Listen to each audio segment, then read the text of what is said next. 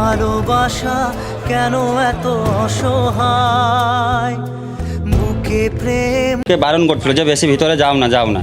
কিন্তু লোকাল লোকের যে সিকিউরিটি মতন নিতে হয় যে এই জোয়ার এটা মোহানা, এই জায়গাটা মোহানা, জলে ওরাও চিৎকার করছে, উপরে ওরাও চিৎকার করছে। তারপর তখন আমি ওখান থেকে নৌকো নিয়ে এলাম। নৌকো নিয়ে এলে যখন নৌকোটা দেখি গাইস, শুটিং করতে গিয়েই কি সমুদ্রের জলের নিচে ডুবে মারা গিয়েছে এই জনপ্রিয় অভিনেতা, নাকি এর পেছনে রয়েছে আসল কোনো রহস্য?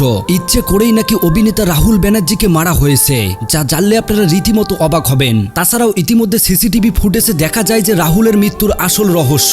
সবকিছু এই ভিডিওতে আপনাদের মাঝে তুলে ধরবো, তাই ভিডিওতে লাইক দিয়ে শেষ পর্যন্ত দেখতে থাকুন।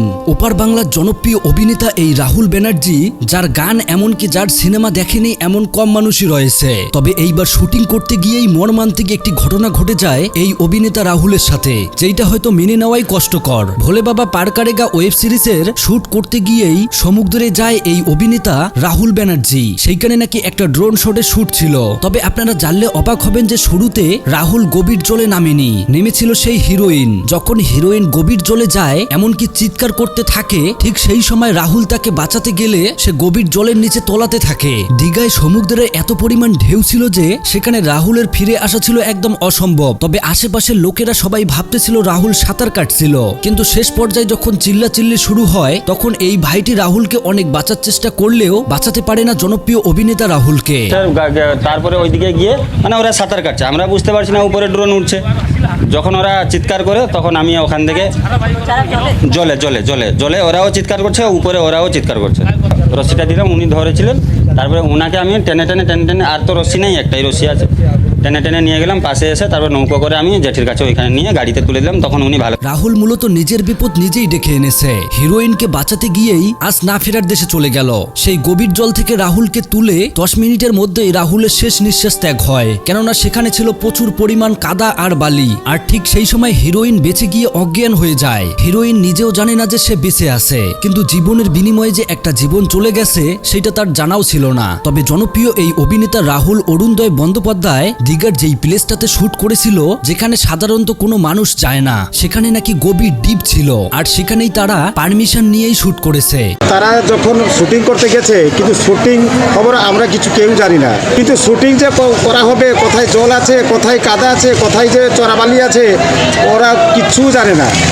যার জন্য কি যেখানে প্রথম যে শুটিংয়ের সময় হিরোইনটা আগে ফাঁসিয়ে গিয়েছিল, ও হিরোটা বাঁচিতে গিয়ে ওকে ধরার মাত্রে কিন্তু ড্রোন চলছে, আমাদের লোকাল লোক সেখানে দাঁড়িয়ে দেখছে। তবে বন্ধুরা, এই অভিনেতা রাহুলকে বাঁচানোর জন্য অনেকেই আপ্রাণ চেষ্টা করেছিল, কিন্তু এইটা সফল হতে পারেনি কেউ, কেননা সমুদ্রের ঢেউ এত পরিমাণে ছিল যেটা রাহুলকে নিমিষের মধ্যেই শেষ করে দেয় একদম বালির মধ্যে। চিরদিনই তুমি যে আমার এই সিনেমা খ্যাত মুভি থেকেই রাহুলের জার্নি স্টার্ট। সেখান থেকেই রাহুল একজন অভিজ্ঞ এমনকি ট্যালেন্টেড অভিনেতা। তারপর একের পর এক রাহুল সিনেমা দিয়ে দর্শকের মন কেড়ে নিয়েছিল। তাছাড়াও রাহুল সাহিত্য চর্চায় অনেক ট্যালেন্টেড একজন অভিনেতা ছিলেন। তাছাড়াও এই অভিনেতা রাহুলের সবচেয়ে একটা জনপ্রিয় গান হচ্ছে পিয়ারে।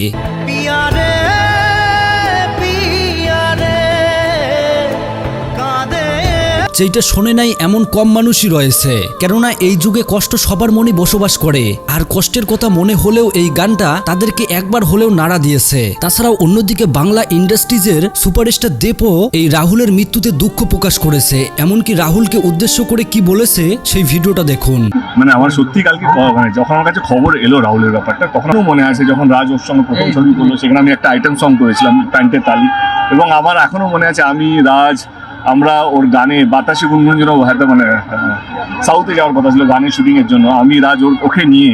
সোশ্যাল মিডিয়ার ফর ইউ পেজে আপনারা ঢুকলেই বর্তমানে এই অভিনেতার কষ্টকর কিছু ভিডিও দেখতে পারবেন। এই অভিনেতাকে নিয়ে মানুষের এক একটা কষ্ট প্রকাশ, এটা যেন তার ভবিষ্যতের একটা প্রাপ্য ছিল, এমনটাই চিত্র দেখা যাচ্ছে। তাই আমি বারবার বলি, there is nothing is life. জীবনটা মাত্র কয়েক দিনের, কিন্তু এটাতেই মানুষ কেন এত অহংকার করে? এত কিছু অর্জন করার পরও একটা মানুষ সবকিছু ছেড়ে চলে যাচ্ছে, নিমিষের মধ্যে চলে যাবে, এইটাও ভাবতে পারেনি। আর সেখানে আমরা মানুষ হিসেবে এত পরিমাণে অহংকার করি, এইটা কখনোই ঠিক না। তো যাই হোক প্রিয় দর্শক, এই জনপ্রিয় অভিনেতা রাহুল ব্যানার্জির মৃত্যু নিয়ে আপনাদের কি মতামত আপনারা অবশ্যই কমেন্ট করে জানাবেন। আর হ্যাঁ, সবার কাছে রিকোয়েস্ট থাকলো ভিডিওটা শেয়ার করার জন্য। তাহলে দেখা হচ্ছে পরবর্তী কোনো ভিডিওতে।